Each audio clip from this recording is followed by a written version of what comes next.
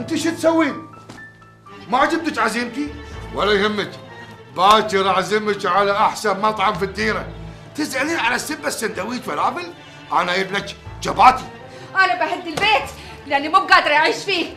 بدريه انت مو بصغيره وعيب اللي تسوينه. والله عاد مو من كبري، مو علشان عندي ولد في الثانويه انت تعيزني. صلي على النبي يا بدريه، مو بحلوه في حقك وفي حق عيالك تهدين بيتك نصايف الليل على سبه شيء ما يسوى. مشكلتك انك ما عندك بعد نظر الا في الامور اللي تتعلق بالتجاره والفلوس. معقوله اهد بيتي علشان سندويشات؟ انا من زمان زهقت، صابره ومستحمله واقول ما يخالف، باكر يشبع من الجري، باكر يعوضنا. لكن تمر الايام وانت تزداد جشع وبخل وانا مشاعري تتغير. هذا كلام كبير يا بدريه. انا للحين اي لاف يو، اي لايك يو، قداست وين؟ اها حلوه ها. تضحك؟ الحب مو بالكلام. أنا من يوم ما تزوجتك للحين ما شفت منك غير الكلام. اسمح لي يا محمد، أنا ما عدت أصلح لك ولا أنت تصلح لي. هذه الساعة المباركة يا بنتي، وليش ما قلتي لي من زمان؟ كنت أفكر يمه. يا حبيبتي يا نوال، كان يستاهل كل خير ولا في مثله. أنا مش مصدقة. أنا ودي تكونين فرحانة على طول يمه. يا حبيبتي يا بنتي، ونجلة تدري شوف اللئيمة ولا قالت لي. يما أنا طلبت منها توعدني ما تقول حق أحد، حبيت أقول لك بنفسي. زين يا بنتي، وأنتي تحبينه؟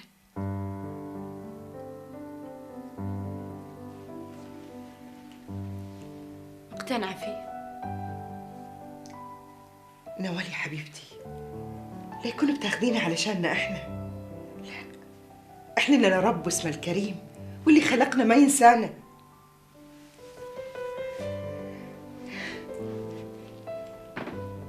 يا نوال يا حبيبتي، هذا زواج، حياة ثانية، لازم تفكرين انه بيسعدك قبل ما يسعدنا، وعلى هالاساس توافقين؟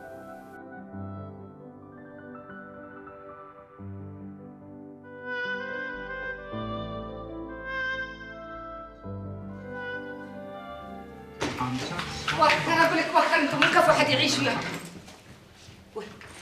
انت شو تسوي هني؟ انا ساكن هني. ساكن هني؟ عبالك فندق.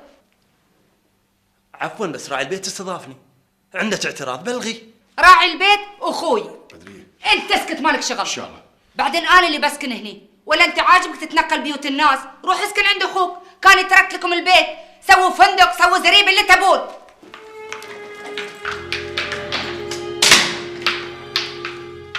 ايش في هذي؟ ما ادري يا احمد، صايره مثل الجبريل، ما اقدر اتكلم معاها على سبه شيء ما يسوى. هدت البيت وطلعت وانا وراها مثل مينو.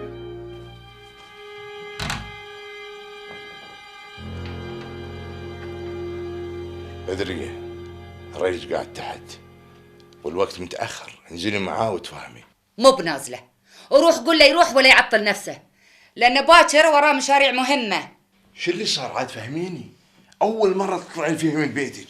كنت غبية، كان لازم أطلع من زمان، أنا خلاص ما عدت أحبه. هذا كلام مراهقين، وشو أحبه وما أحبه؟ أنت مرأة أم عيال. يا سلام، يعني مرأة أم العيال ما عندها قلب تحب وتكره؟ بينكم عشرة وعيال ثلاثة الله يحفظهم، ما يستاهلون منك شوية صبر. العيال كبروا ومو محتاجين لي. وأنت كبرتي وما ردش بتحتاجين لهم. انت لا تقعد تردد لي هالنغمه كبرتي وكبرتي. انا العشره مع محمد ايه اللي كبرتني. خلاص يا ركان ما عدت اتحمل، العيشه معاه صارت مستحيله. روح قول له ماني براده، والافضل اللي يطلقني.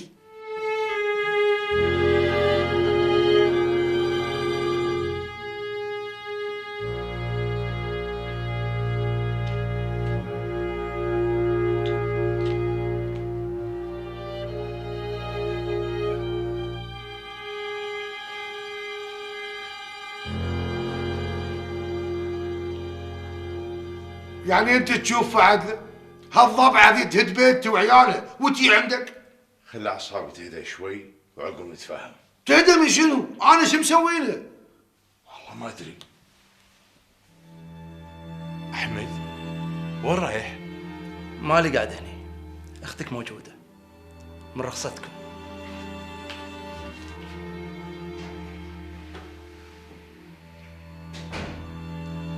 لا حول ولا قوة إلا بالله.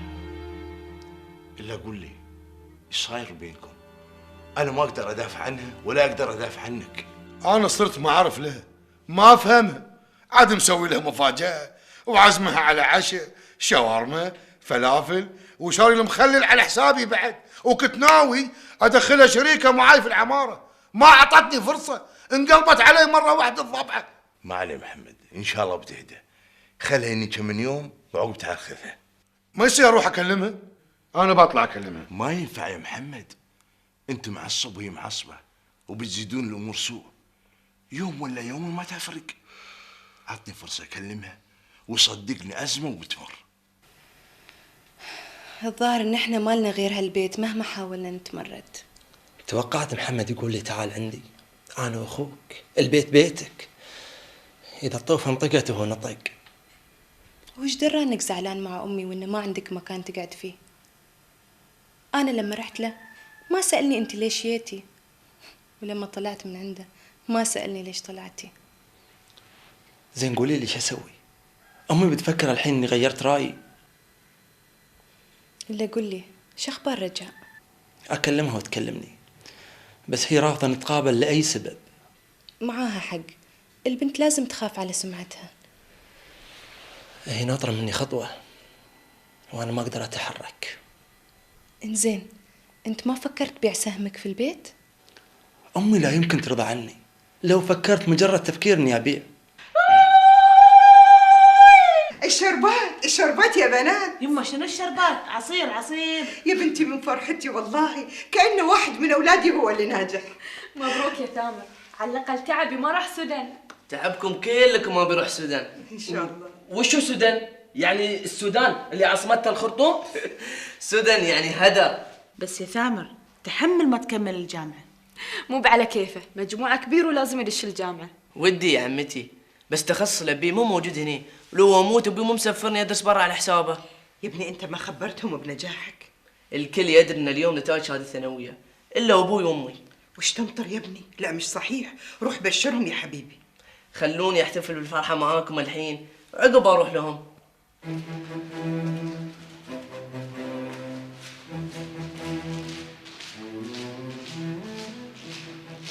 الحمد لله على السلامة يا أحمد. الله يسلمك يمه.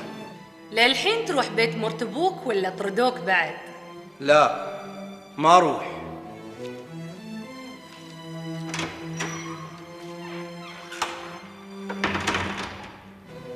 ولا حتى قال لي مع السلامة؟ هذا صدق مسحور. وانتي كلها صاكة عليك غرفتك وقاعدة؟ مو أنا إذا قعدت وياك كلها تعصبين علي وتحطين حرتك فيني. أي حرة؟ أنا مو محترة. وش لا أحر نفسي؟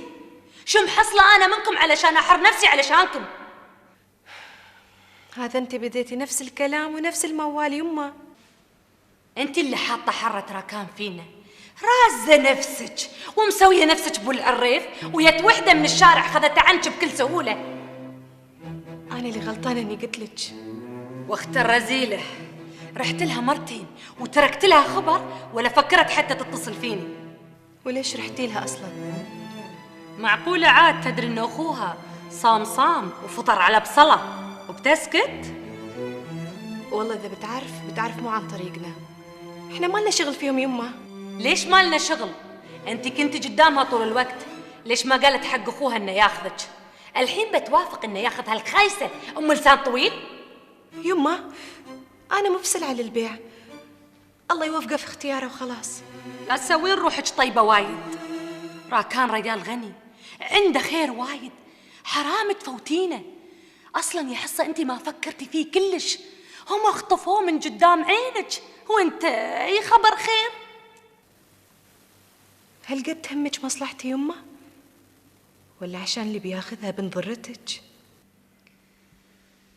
لا تصدقين إنه بياخذها دام هذا الراس يشم الهوى.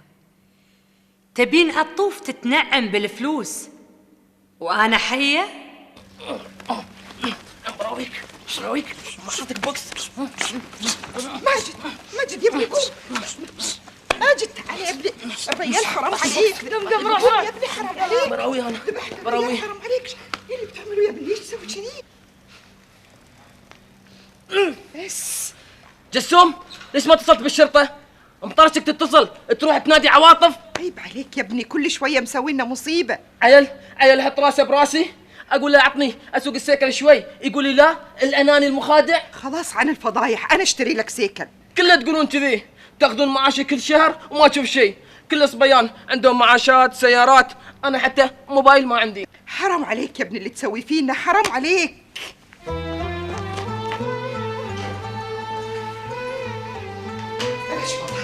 بلاش فضايح يا ميمون. سامعه يا نوال، اخوك بيعيرنا بمعاشه. تبي معاشك من الشهر الجاي يخبر. عفوا يا ماجد، هذا احنا معتمدين على الله وعلى هالبيستين، تيجي تشوفها وايد علينا. ايش صاير يمه؟ ماجد ايش فيه؟ ايش صاير؟ رحت لقيته متهاوش مع الهندي. اسمع يا ماجد، مرة ثانية إذا تبي شيء تعال قول لنا، ما له داعي حق الفضايح. يعني انتم زعلانين؟ لا فرحانين. اسكتن يما، انا مو بقصدي والله ما اقصد، بس انا ما عندي شيء اسويه.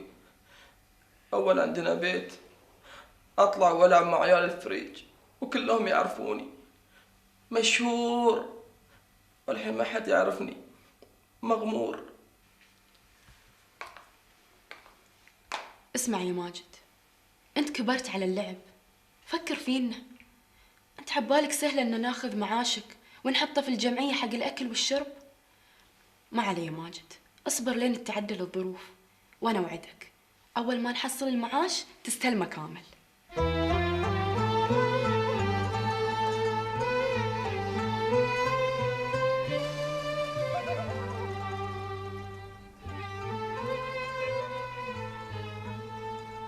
سمعت؟ مبروك. الله يبارك فيك يبا. ما سألتني عن المجموع. كم؟ 75. 70 وفرحان؟ المفروض تجيب 85 90. مجموعك حتى بيت الجيران ما يدخلك. يبا أنا علمي، ومجموعي بالنسبة لعلمي وايد زين، وأي جامعة برا تقبلني بسهولة. خلاص قدم اوراقك وخلي يعطونك بعثة. يبا البعثات مو بسهلة، يبو مجموعة كبيرة واسطة، وأنا بروح أدرس على حسابي. وانت عندك حساب واحنا ما ندري؟ أقصد على حسابك. راح ما هو بناقصك. يوم انك تبي تدرس اشتغل وادرس من جيبك. احمد ربك الحين اصرف عليك انا. راح يلا راح. انت واحد متفائل يا راكان. اجتماع عائلي مرة واحدة. نبي نلم المسألة. يا اخوي ايش اللم ما اللم؟ العائلة اللي تتكلم عنها ولا واحد فيهم يحب الثاني. تبيهم يجتمعون ويحلون مشاكل بعض؟ واصل الطلاق يا أحمد. المسألة مو بسيطة وتستحق الاهتمام. بينهم 3 أطفال ممكن يضيعون. انت وايد مثالي يا راكان. الأطفال اللي تتكلم عنهم هم بنفسهم ما يدرون عنهم. حتى لو في إهمال بين الطرفين، إحساسهم إن أمهم وأبوهم معاهم في بيت واحد مو بسيط. أنا مار بهالتجربة وعرف طعم المرار اللي يتركها الانفصال. وناس عايشين مع أمهم وأبوهم ويتمنون لو إنه كان كابوس وينتهي. أعوذ بالله، شو الكلام؟ ترى مو دائما وجود الآباء ضروري، لأن في حالات يكونون هم سبب تعاسة عيالهم. تصرفاتك يا ماجد مو بتصرفات واحد عاقل.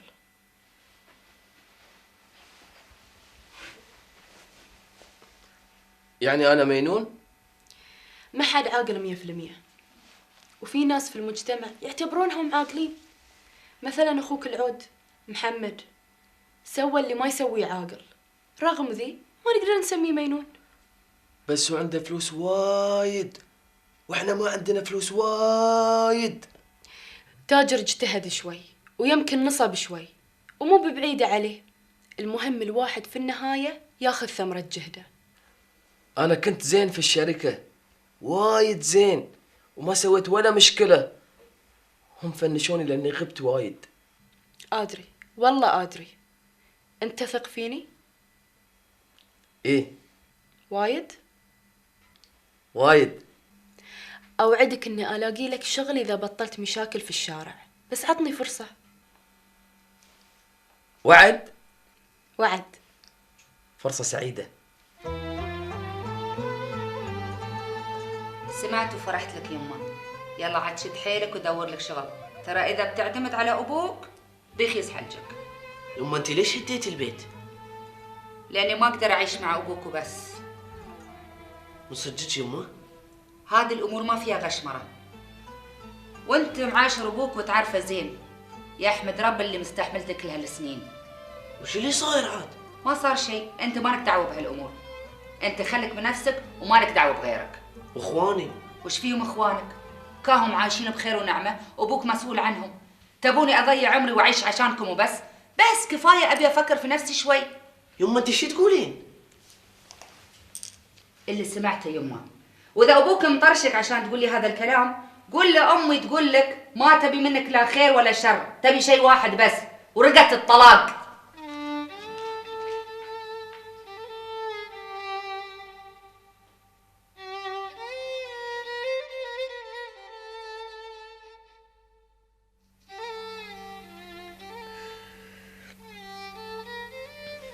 اقتنع. الحمد لله. الولد معور قلبي، ساعات أحس إنه ما في أعقل منه، وساعات أوصيك عليه يا بنتي عقب عيني. يا هل عمرك طويل يا يمه، بس أنا وين رحت؟ ليش ما توصيني عليه بعد؟ يا بنتي أنت عندك أولادك الله يخليهم ليكي ومشغولة معاهم، لكن ميود ما حد له، ما له إلا نوال، وهي اللي تعرف له حتى أكتر مني. لا تشغلين نفسك بماجد يا يمه، هو طيب ويسمع الكلام، بس ساعات يطيش بدون سبب. معك حق يا بنتي، أنا كمان مشغولة على ركان، ما اتصل والسالفة طولت. لا يمه لا، لا حد يتصل، وهو اللي لازم ويسمع القرار مني أنا. لا ترخصوني ولا ترخصون نفسكم في عينه. تقدر تخصبها يا خالي. ما تعودت أغصب على شيء يا ثامر، كفاية إني زوجتها وهي صغيرة وما لها راي. على الأقل أسمعها وأحاول أقنعها من غير ضغط أو إكراه. يا خالي أمي عنيدة، وإذا ما كلمتها بشدة بتتم على عنادها. أنا بحاول من صوب وأنت من صوب، والله كريم. قول له ما أقدر أستضيفك عندي، أبي أتزوج. يعني طردة مقنعة؟ عندك أكثر من طريقة تجبرها ترد بيتها. شوف، أنت تعال وقعد معي في البيت وتم وراها ليل ونهار، وأنا بعد، لين تراجع نفسها وتغير رأيها. خالك ما عنده سالفة، أفتك من أبوك تيني أنت؟ يعني ما تبين تقعدين معاي؟ تهد بيت أبوك وتقعد وياي، إيش لا يعني؟ اعتبريها فرصة نقعد فيها مع بعض. وهذا إحنا قاعدين مع بعض ونسولف سوالف ماسخة. أنت عاد ما فيك زود على أبوك، يدور له موضوع تافه علشان يعيد ويزيد فيه. أي موضوع تافه اللي تكلمت فيه؟ يعني لما أقول لك ردي لنا وحق بيتك أكون تافه؟ يا ربي مللتوني، ترى أنا أول مرة في حياتي آخذ قرار ومقتنعة فيه 100%. خلاص عاد فكوني، أبى أريح عقلي منكم ومن أبوكم شوي.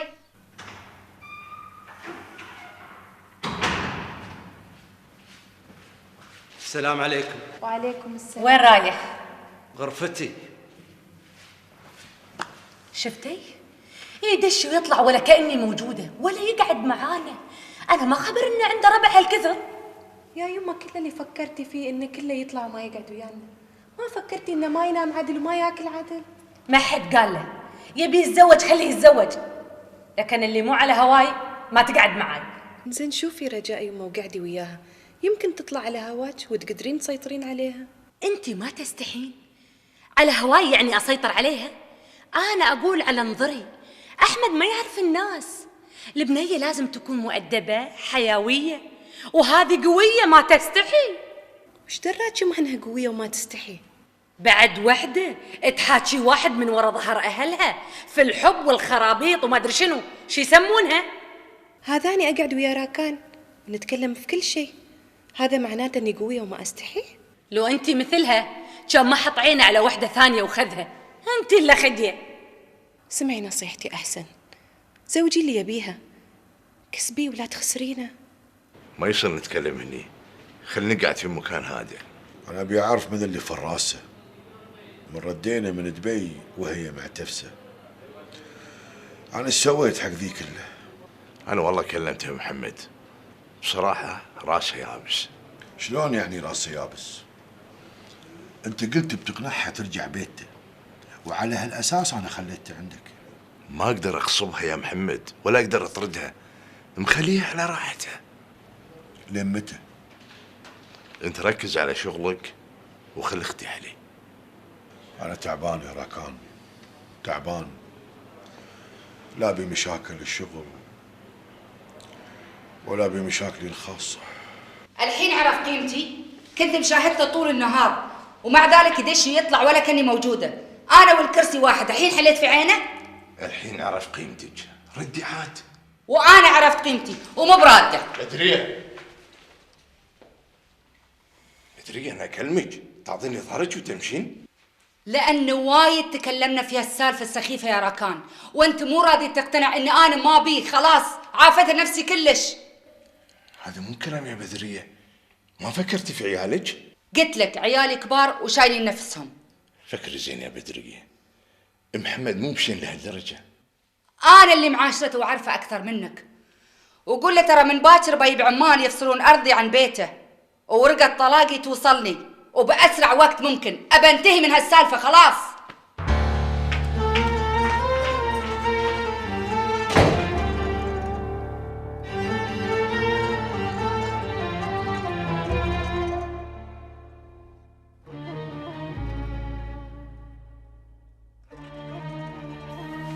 إيش فاكرة نفسها؟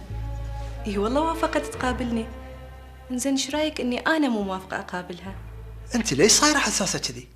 انا يمكن وصلتك المعلومه غلط. هي اقتنعت تقابلك وانا معاك عشان نتكلم. نتكلم في شنو؟ أنت تبي البنت والبنت تبيك، وأهلها مليونيرية، يعني يقدرون يساعدونك إذا هي تبيك فعلا. ما في داعي لهالعقد. وترضين اخوك يعيش عالة على انسباه. وانت ترضى ان اختك تروح تستعطف واحدة ما تعرفها عشان توافق عليك؟ من قال لها تستعطفينها؟ هي تحبني وانا احبها، هي بس حابة تقعد معاك وتفهم وجهة نظر امي. اسمح لي يا احمد، من كلامك عنها احس انها وايد شايفة روحها ومتعالية، ووجهة نظر امي وصلتها منك. انا مالي سالفة.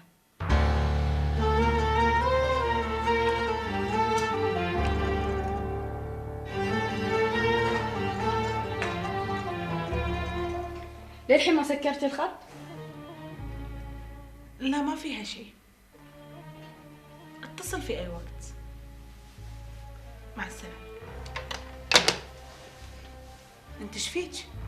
رايحة ورادة، سكر الخط وسكر الخط، احرجتيني ويا الريان. هذا انا سكرت، خير. شو تقولون هالكثر؟ نسولف على اللي صار. اللي صار سمعناه من بدر، شنو في جديد؟ يعني تبيني اقول له قديمة، قول غيرها؟ لا بس ما له سالفة يتصل. وبعدين شلون حصل رقمنا؟ من بدر. عندك أسئلة ثانية؟ يا نيلة انت الحين مطلقة، والمطلقة في نظر الشباب سهلة. ايش قالوا لك؟ يا هل ولا مراهقة؟ انت محرومة من الكلام الحلو، ولما يجيك واحد مثل سلمان مجرب الحياة ممكن يغريك باسلوبه وتتصرفين غلط. لا تكملين. صدق انا محرومة من الكلام الحلو وما عندي ثقة بنفسي، لكن عندي عقل واحترم نفسي وعيالي واحترمكم. ولما غلط على قولتك بكون غلطت بحقكم، وانا لا يمكن اسمح لنفسي اسوي هالشي. بس انت معجبة فيه. هو اللي اتصل مو انا. علشان يقول لك باخبار خليفة واخر تطورات الموقف؟ علشان يسولف عن اشياء كثيرة ومنها اللي ما يتسمى. بس اكيد بيتصل مرة ثانية، سمعتك تقولين له اتصل اي وقت. انت وبعدين معاك، كني انا الصغيرة وانت الكبيرة. خلاص ما عندنا اي مشاكل وبنتفرغ حق الحب. عن الغلط. المشاكل هذه مو انا سببها. مسويه نفسك كبيره العائله وتحلين وتربطين. اشوفك سويتي شيء.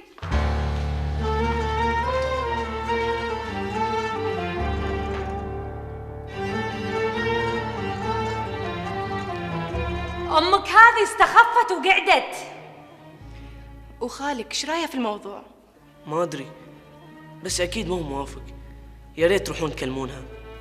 اذا انت ولدها ما تسمع كلامك، تبيها تسمع كلامنا احنا؟ انت قلت لها ان انا اتصلت فيها ومريت عليها مرتين؟ لا، نسيت. نسيت ولا ما بغيت تقول؟ انت بعد سوسه مثل امك. يما ايش فيك؟ ايه، هو لجل حاجته دل البيت، ولا هو لا يقدر يدته ولا يقدر حد. من رخصتكم. وقف عاد مكانك، لا تسوي روحك زعلان. ايه هذا انتو الصج ما تحبونه. حصة روحي غيري ثيابك، خلينا نروح نشوف سالفة امه هالعيوز المتشببة.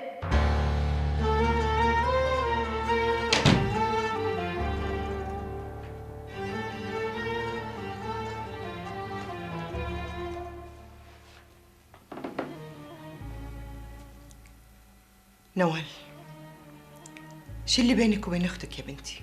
ليش اشتكت لك مني؟ انا ما اشتكيت وعن الغلط. اذا بتتكلمين بهالاسلوب لا تتكلمين معاي كلش. احسن. خلاص اعتبرتوني ماني موجودة؟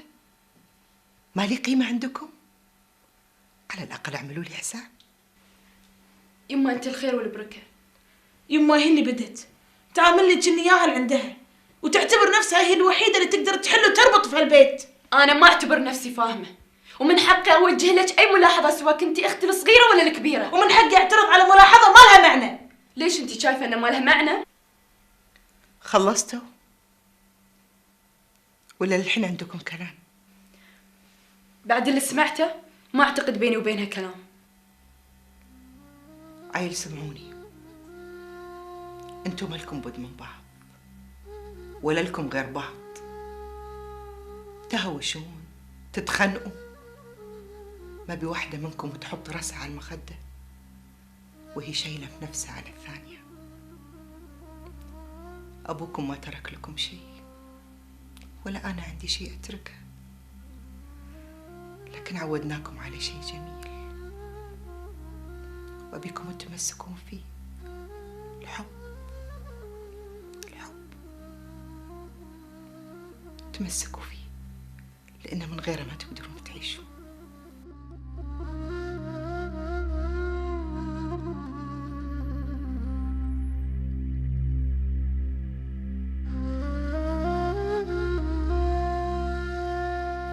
كأن عندك عرس. لا ما عندي عرس. عيل راكان وينه؟ راكان طلع. وانتي متى بتردين بيت ريلك؟ تدرين اني ما برد، وبعدين خلي اسلوبك مباشر لان طريقتك هذه ترى كلش ما تعجبني. يا بدرية تعوذي من ابليس، مالك الا بيتك وعيالك، واي مشكلة بينك وبين محمد ممكن تنحل بالتفاهم. حبيبتي عاد انا ما بي اناقش اموري الخاصة معاكم، وشكرا على الزيارة.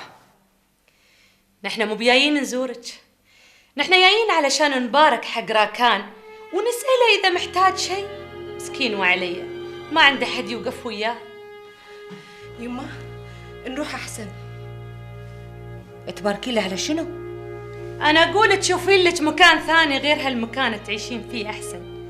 الرجال يبغي يتزوج وانتي واقفت له مثل العظم في البلعوم. باكر بتي نوال وأهلها وبيطردونك مثل الكلبة. أنا أقول تطلعين بكرامتك أحسن.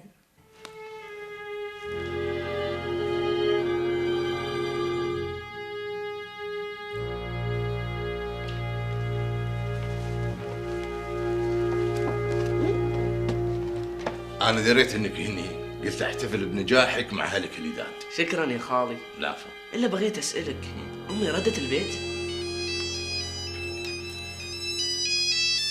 يلا جبنا سيارتها اتصلت. أقول مايد نزل الأغراض من السيارة، ساعدها ثامر. جبت خروف؟ المرة الجاية. يا اخي البيت ما في ولا قطعة خروف. زين امشي معي، امشي امشي. انت قد الحركة؟ بس امشي اقول امشي.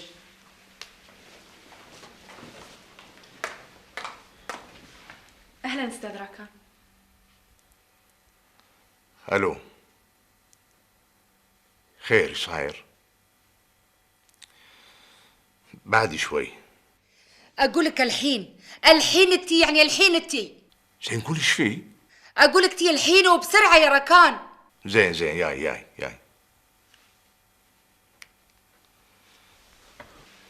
هذه اختي بدري ما ادري ايش فيها. انا اسف يا نوال، بامركم باكر اذا ما في ازعاج.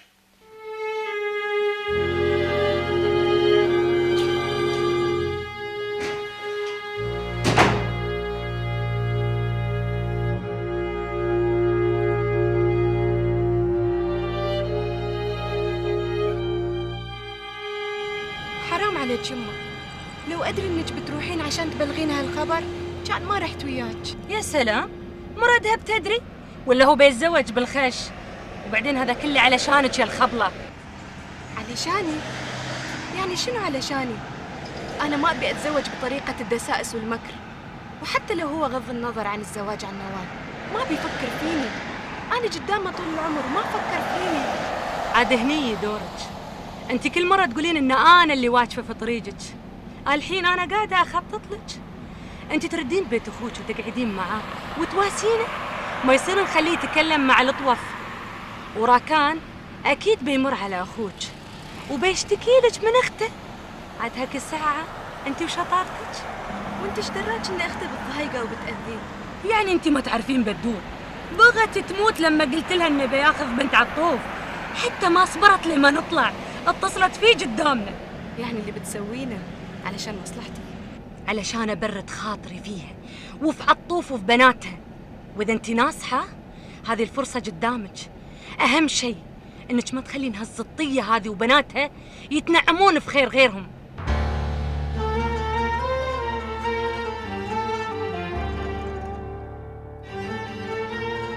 لا والله خوش. تبين اشاورك؟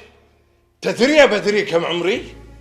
50 سنة، وتفتكرين عقب العمر ما اعرف اختار؟ لا ما تعرف، لانك تبي تاخذ وحده الكلام عليها وعلى اهلها، وحده خايسه.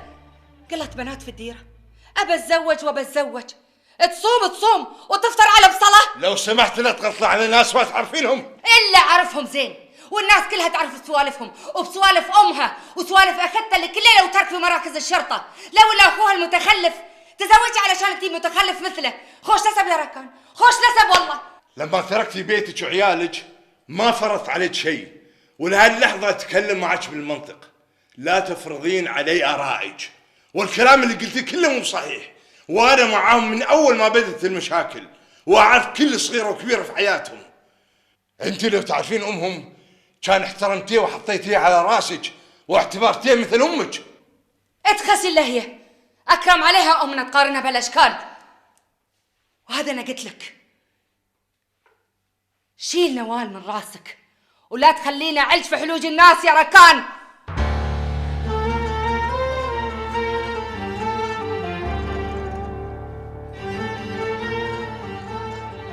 اقول لك طالب الطلاق، مصممه عليه، تقول لي ابي اتزوج. انت ما تعرف السنه، بدل ما تواسيني جاي يطر مني. يا اخي ايش هالالفاظ؟ اطر ما طر، اخوك الصغير وطالب انك تساعدني تقول لي اطر. انا غلطان اللي لجأت لك. خل امك تساعدك. يلا على يدك، اقنعها تساعدني. ما تبي تعطيني فلوس كلش، ولا راضيه تخطب لي، ولا راضيه اذا تزوجت ان زوجتي تسكن معاها. خلاص اشتك عليها. شنو؟ اشتكي على امي؟ هي اشتك عليها. امك ما تنفع معاها سياسه، ما تنفع معاها الا القوه، انانيه وما عليها من احد. هذا هي سمعت ان بدريه تركت البيت، ما رفعت السماعه قالت لي كلمه طيبه، ولا طرى عليها تمر على اليهال. امحق يدي وامحق ام. مشكورين على الحفله. يا ابني اشكر خالك هالريال الطيب اللي ما ندري نروح وين من جميل. نوال انت ليه زعلانه مني؟ معقولة ازعل عليك؟ بس تدرين ودي اعطيك كف على وجهك على الكلام اللي قلتيه. عيب، انا اختك العوده اصلا ما تعودت على الطق كلش. خليفه يسلم عليك. الله يديم عليكم الفرح يا عيال. يلا نوال، بهالمناسبه الجميله غني لنا اغنيه جميله. اي والله يا عمتي انا وايد عجبني صوتك. وانت وين سمعت صوتي؟ في بيتنا كم مره، وهني سمعت لما تغنين في المطبخ. واللي يسلمك يا عمتي غني لنا. واحنا بنصير الفرقه جسوم وروضه يصفقون، ونيله وثامر يردون. امي تبكي. ايش فيكم؟ انا قلت امي تبكي مو بتضحك. الحب الحقيقي بيعيش يا حبيبي، بيعلمنا نسامح، بينسينا امبارح، بيعلمنا نفكر دايما في ايامنا اللي جايه، لو نبعد ثواني بيرجعنا تاني. واجري عليك يا حبيبي واقولك حقك عليا. هو ده ايوه ده، هو ده الحب الحقيقي. هو ده ايوه ده، هو ده الحب الحقيقي. الحب الحقيقي بيعيش يا حبيبي، بيعلمنا نسامح، بيرجعنا امبارح، بيعلمنا نفكر دايما في ايامنا اللي جايه، ونبعد ثواني بيرجعنا تاني. واجري عليك يا حبيبي واقولك حقك عليا. هو ده ايوه ده، هو ده الحب الحقيقي. هو ده ايوه ده، هو ده الحب الحقيقي. انا اكلمك وبالك مشغول وكل شوي طالعت الساعه. انا اسف يا سلمان، انا مواعد نسيبه امر عليه، هو حارق الموبايل وما رد عليه. زين رد عليه، قل له بمر عليك عقب شوي. ترى كان انا من زمان ما قعدت معك. انا اسف، اسمح لي. اسف يعني شنو؟ بتقعد بتروح؟ لا بقعد. تفضل قول ايش عندك. زوج نجلاء السابق في السجن، التحاليل اثبتت انه متعاطي، يعني بيفتكون منه كم من شهر لين المحكمه تصدر قرارها. قال لي بدر وانا ناوي امر عليهم واقول لهم. بس يا اخوي مرت اخوه كاسر خاطري وحالته صعبه وايد. يعني ما تقدرون تدينونه بهالسالفه؟ مع الاسف لا يا ركان، الولد والام براضين يتكلمون واحنا ما عندنا اي اثبات ضده. بس انا جايك في سالفه ثانيه. انا كلمت الوالده اليوم عن نجلاء وشرحت لها ظروفه، وقالت لي توكل على الله يا سلمان. ما فهمت. ايش رايك اتقدم لها عقب ما تخلص سالفه زوجها نهائيا؟ انت فاجأتني يا سلمان.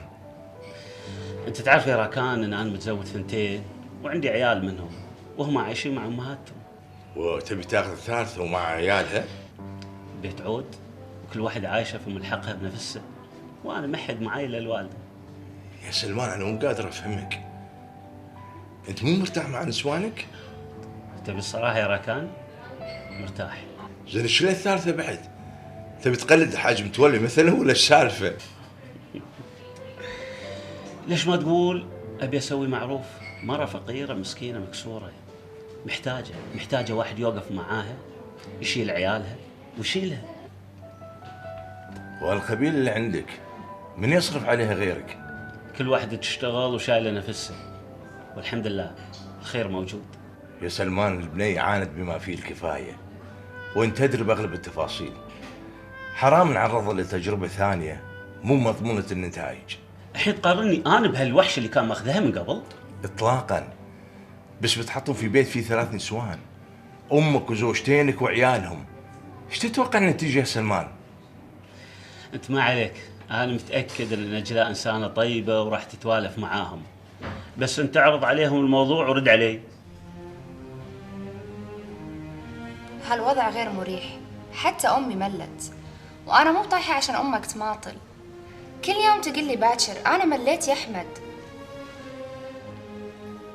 انا بقول لك الصراحه يا رجاء، ادري انها رافضه، ايش دراك؟ من كلامك موافقتها ترى ما تهمني في شيء.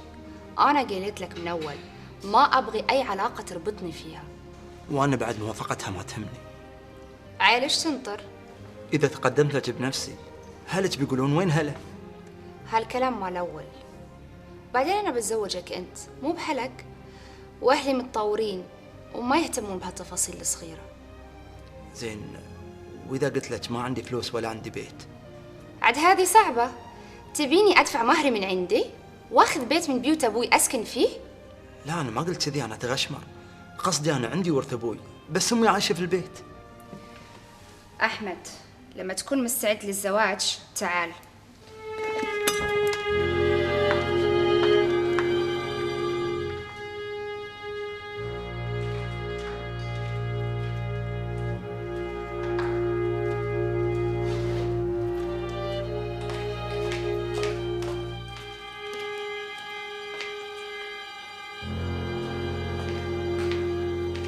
راكان؟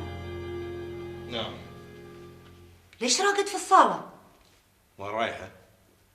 رايحة الشغل بعد وين رايحة؟ ما في داعي تروحين اليوم. رايلي شبيبي ياخذك. شلون؟ ليش؟ أنا اضطرت حضرتك بتشيله وبتسلمي له؟ ومن قال لك أنا بارد معاه؟ إيه إلا قلت أبي تتخلص مني علشان تروح تاخذ العوية والمنكسرة. ما في داعي حق الصراخ. يقول إنك ما تبيني أقعد وياك وخلاص. هذا هو وصل. أنا ما أبي أشوف رقعت وياك. شو مكانك؟ يا ركان أنت ليش مو راضي تفهمني؟ قلت لك مليون مرة خلاص عافته نفسي، ما أبغيه ما أحبه.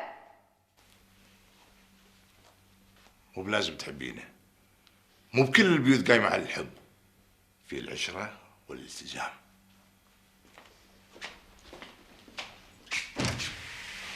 تفضل يا محمد، تفضل حياتي.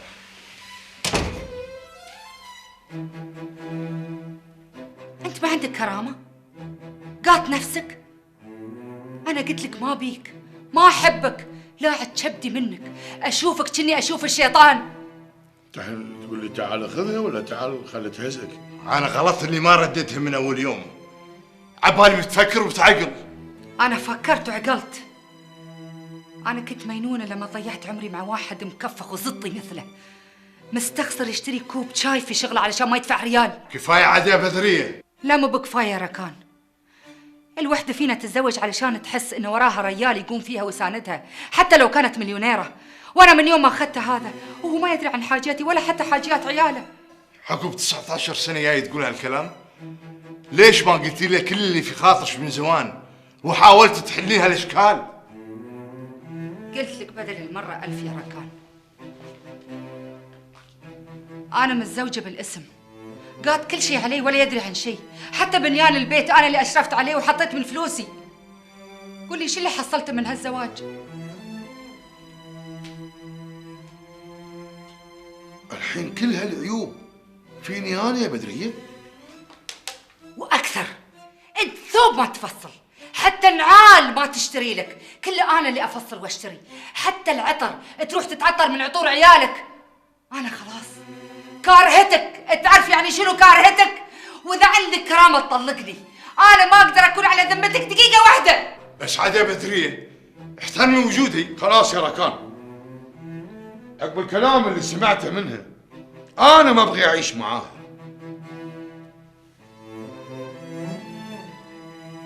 ردي لي كل ريال دفعته لك وأنا بطلقك.